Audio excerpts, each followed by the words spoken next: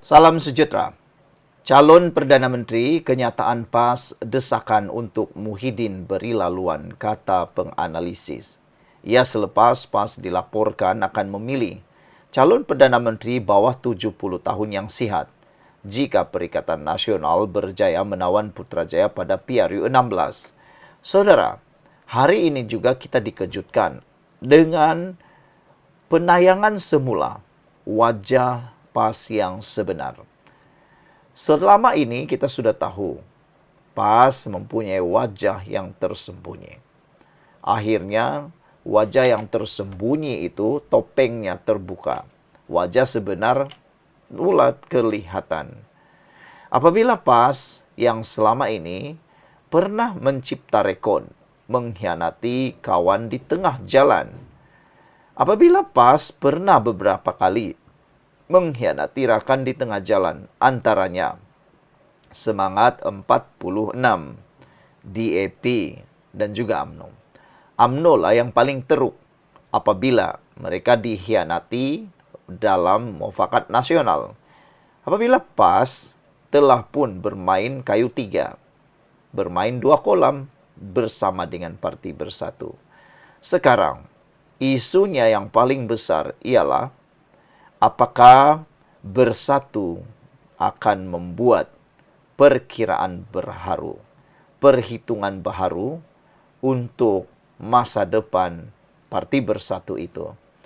Karena melihat kepada keadaan semasa, apabila Muktamar PAS telah sebulat suara menyatakan PAS sudah bersedia, bahkan Taqiyuddin sudah menyatakan PAS sudah bersedia memimpin PN, makna kata Bersatu hanya tinggal kenangan. Kalau Bersatu hanya jadi orang biasa di dalam Perikatan Nasional dan PAS memimpin Perikatan Nasional, sudah boleh dijangka nasib yang akan menimpa Parti Bersatu. Sudah boleh dijangka. Akhirnya Parti Bersatu yang akan jadi penumpang melukut di tepi gantang. Sekiranya PAS bertegas melaksanakan usul berkenan ini, ini akan menyebabkan juga Bersatu akan membuat perhitungan baharu. Kecualilah Bersatu akur dengan apa yang dihujahkan tentang kedudukan dan kelemahan Parti Bersatu sendiri. Kelemahan dalam memimpin Perikatan Nasional. Kenyataan daripada Bersatu sebagai merespon usul daripada PAS itu kini kita tunggu dengan penuh debar. Sekarang ini yang menjadi tanda tanya apakah Bersatu bersedia diperbudakkan PAS ataupun parti itu akan membuat perkiraan baharu. Keluar daripada Perikatan Nasional, membentuk jajaran politik baharu bersama dengan Pakatan Kerajaan Madani. Kalau Bersatu bersama Kerajaan Madani, memang hancurlah sudah Perikatan Nasional dan lebih teguh dan stabillah Kerajaan Malaysia. Itu yang kita tunggu-tunggu. Saudara, sebelum kita teruskan ulasan ini, jangan lupa tinggalkan komen Anda dengan tanda pagar Kami Sayang Malaysia. Izinkan dulu saya kongsi kepada Anda semua. Ini terapi imun Transfer Factor for Life. Terapi imun yang meningkatkan daya imun badan kita sehingga 400%. Secara umum dan ringkasnya, apabila imun badan kita lemah, apabila imun badan kita bodoh, apabila imun badan kita tidak bertindak lagi dengan kuat dan seimbang, kita kena penyakit dan penyakit berakar di dalam tubuh badan kita. Apabila akar berakar bersarang di dalam tubuh badan kita, maka kita menjadi lebih teruk dan kritikal. Imun badan melalui terapi imun ini, ia mengajar, mendidik dan menguatkan imun badan kita serta menyeimbangkan imun badan kita. Apabila imun badan kita sudah kuat, bijaksana dan seimbang, imun badan itulah yang akan menghancurkan dan menghapuskan akar penyakit yang bersarang di dalam tubuh badan kita. Lalu, kita sembuh daripada semua jenis penyakit. Produk ini lulus KKM, halal, diperakui oleh doktor-doktor di seluruh dunia dan penemuan paling bersejarah dalam dunia kedokteran abad ini. Cepat dapatkannya. Mungkin ini jawapan kepada doa Anda selama ini. Saudara-saudara sekalian, kenyataannya hari ini apabila kenyataan PAS desakan untuk Muhyiddin beri laluan. Seorang penganalisis politik berpendapat kenyataan PAS akan memilih calon Perdana Menteri bawah 70 tahun sebagai desakan supaya pengerusi Perikatan Nasional PN Muhyiddin Yassin melepaskan pencalonan bagi jawatan itu.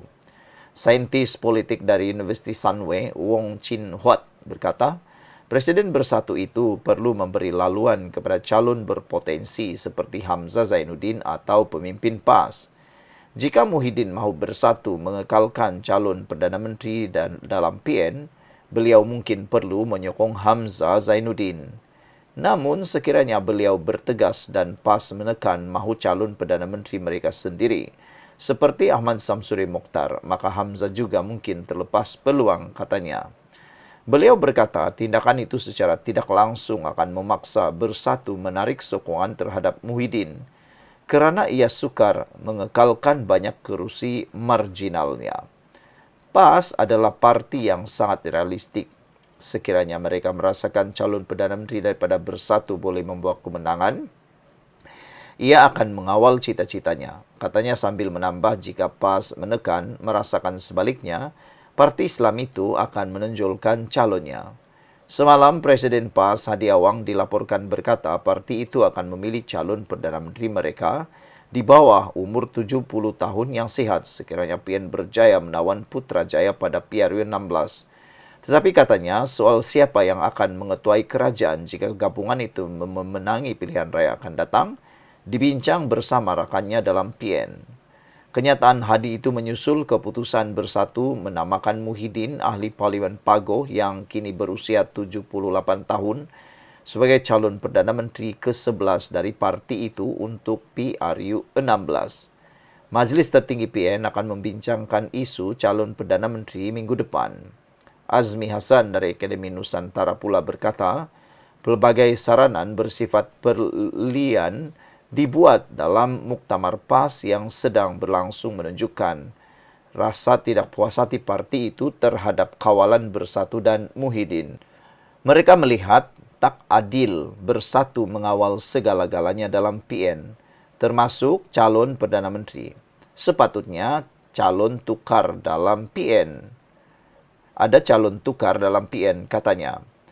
Pucuk pimpinan PAS dan Bersatu perlu menyelesaikan perselisihan faham yang timbul supaya keretakan tidak berlaku dalam Perikatan Nasional, kata beliau lagi. Sekian dulu untuk kali ini. Jangan lupa tinggalkan komen Anda, tekan butang subscribe. Bye-bye. Salam sejahtera, terima kasih karena bersama dengan saya di Nazlin Unity Channel. PAS mahu jadi nahkoda kapal Perikatan Nasional. Bersatu bersediakah diperbudak? Sebelum kita teruskan ulasan kali ini, jangan lupa tinggalkan komen Anda dengan tanda pagar Kami Sayang Malaysia. Saudara-saudara sekalian, kita dapat melihat sekarang pergaduhan, pertikaian, dan juga perebutan kuasa dalam Perikatan Nasional sudah tidak dapat disembunyikan lagi. Ianya sangat ketara, sangat kelihatan jelas bahawa Perikatan Nasional bukan gabungan yang kuat. Ianya semakin hari semakin longgar. Cerita saja, tanya saja penganalisis politik yang manapun hebatnya.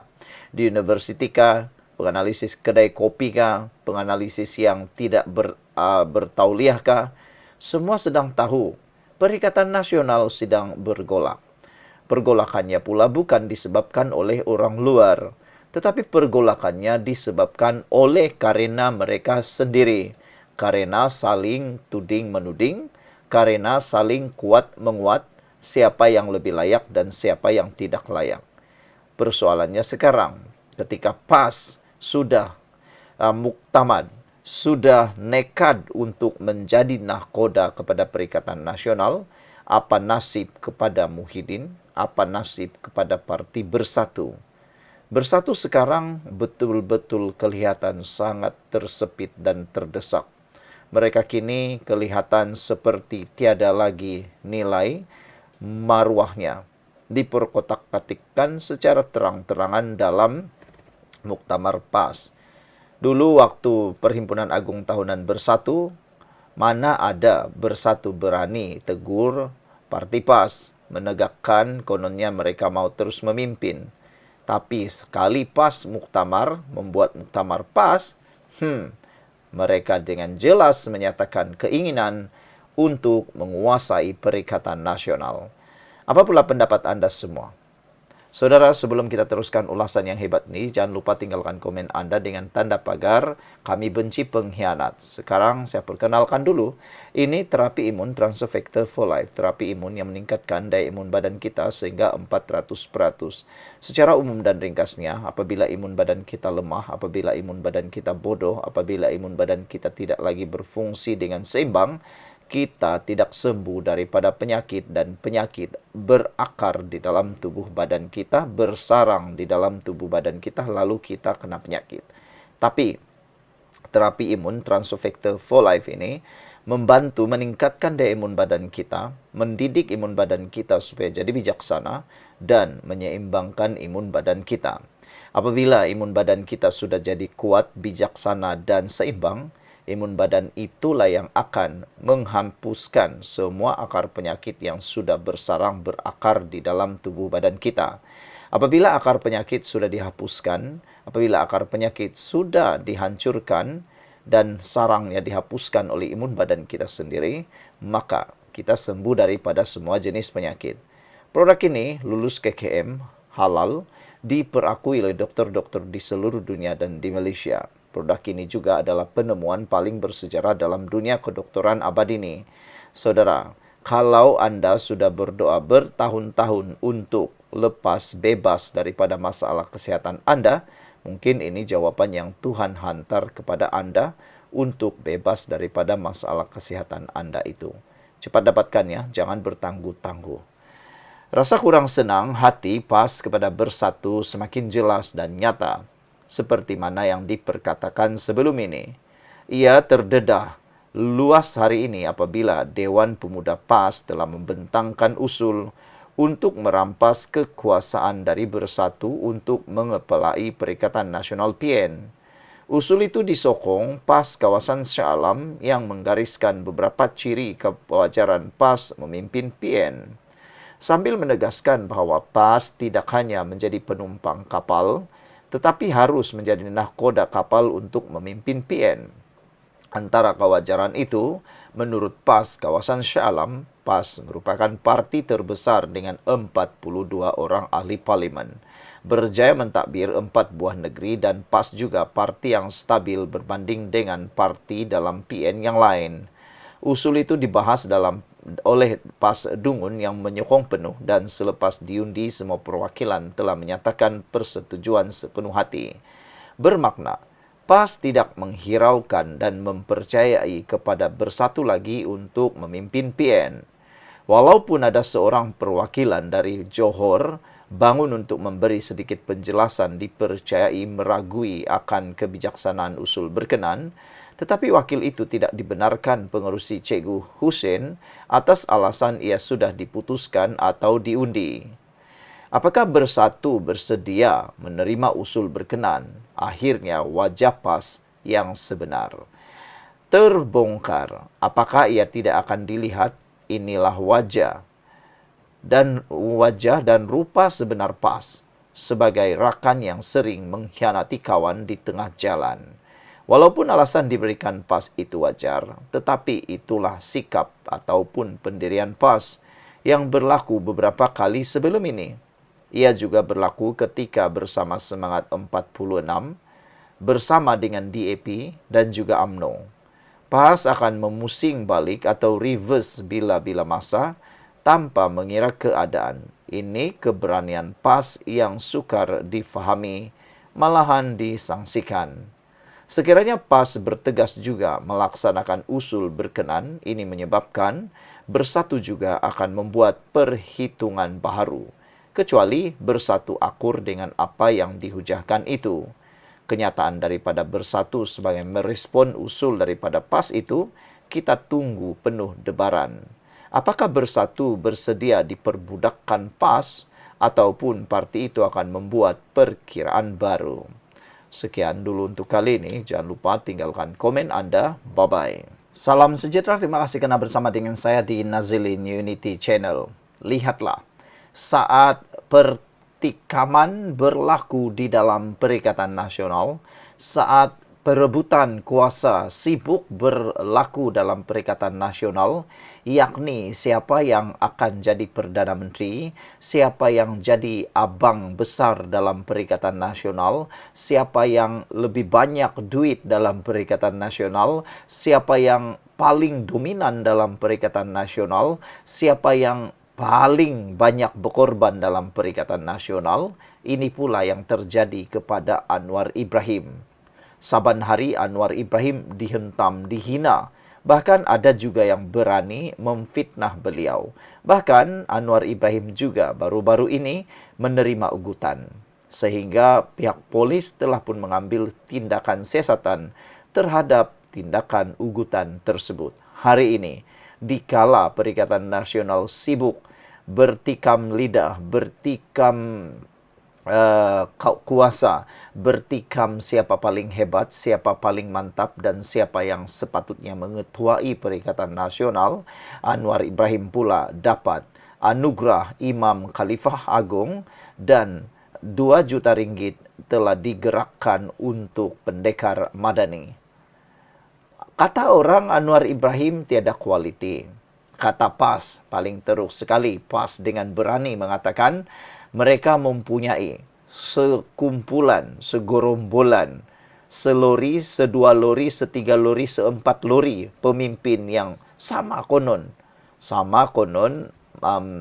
kualitinya dengan Anwar Ibrahim. Tapi entahlah, dalam kalangan 3 lori pemimpin PAS yang dikatakan lebih hebat daripada Anwar itu, berapakah yang telah dianugerahkan Imam Khalifah Agung? Saudara-saudara sekalian, hari ini Datuk Seri Anwar Ibrahim dianugerahkan sebagai Imam Khalifah Agung Sri Tribuana Menjakini Gangga Chula Sakti oleh Datuk Dr. Raja Abdul Majid Raja Mat Isa mewakili Pertubuhan Seni Silat Pusaka Gayung Malaysia. Sebelum kita teruskan ulasan ini, jangan lupa tinggalkan komen Anda dengan tanda pagar Kami Sayang PMX. Sebelum itu, izinkan dulu saya berkongsi kepada Anda semua, ini terapi imun transfer factor for life. Terapi imun yang meningkatkan daya imun badan kita sehingga 400%. Secara umum dan ringkasnya, apabila imun badan kita lemah, apabila imun badan kita bodoh, apabila imun badan kita tidak seimbang, kita kena penyakit dan tidak sembuh daripada penyakit. Lalu, penyakit itu bersarang dan berakar di dalam tubuh badan kita. Apabila imun badan kita jadi kuat, bijaksana dan seimbang, imun badan itulah yang akan menyerang penyakit bersembunyi dalam tubuh badan kita. Lalu, kita sembuh daripada penyakit tersebut. Cepat dapatkan produk hebat ini melalui nombor telefon saya yang tertera. Produk ini lulus KKM halal dan diperakui oleh dokter-dokter di seluruh dunia. Bahkan, produk ini adalah penemuan paling bersejarah dalam dunia kedokteran abad ini. Kalau Anda sudah berdoa bertahun-tahun untuk masalah kesehatan Anda, mungkin ini jawaban yang Tuhan hantar untuk Anda semua. Jangan abaikan dan jangan lengah-lengahkan. Jangan bertangguh. Dalam himpunan pendekar madani di Bukit Mertajam hari ini, Perdana Menteri juga mengumumkan peruntukan 2 juta ringgit untuk tujuan menggerakkan kegiatan pendekar madani bagi semua badan pertubuhan silat di negara ini. Anwar berkata, seni mempertahankan diri dapat memupuk sifat disiplin, beradab, berakhlak dan rasa saling hormat sesama bangsa. Pesilat orang yang kental semangatnya, orang yang disiplin, orang yang berakhlak mulia, yang benci dengan kezaliman, benci dengan penindasan serta benci dengan buli di kalangan kita. Hebatnya orang Melayu kerana semangat dan disiplin. Mereka tahu adab, tahu akhlak, tahu hormat sesama Melayu, serta hormat pada bukan Melayu, serta tahu menjaga negara ini dengan aman, adil dan bahagia bagi semua yang bukan menanam semangat untuk benci pada orang. Kata Anwar Ibrahim dalam program yang dihadiri lebih 10,000 pesilat di kampus Politeknik Seberang Perai PSP. Sehubungan itu, Anwar menyeru pengurusan sekolah, Institut Pengajian Tinggi serta Institut Pendidikan Guru di seluruh negara menyokong dan menghidupkan penubuhan kegiatan pendekar madani.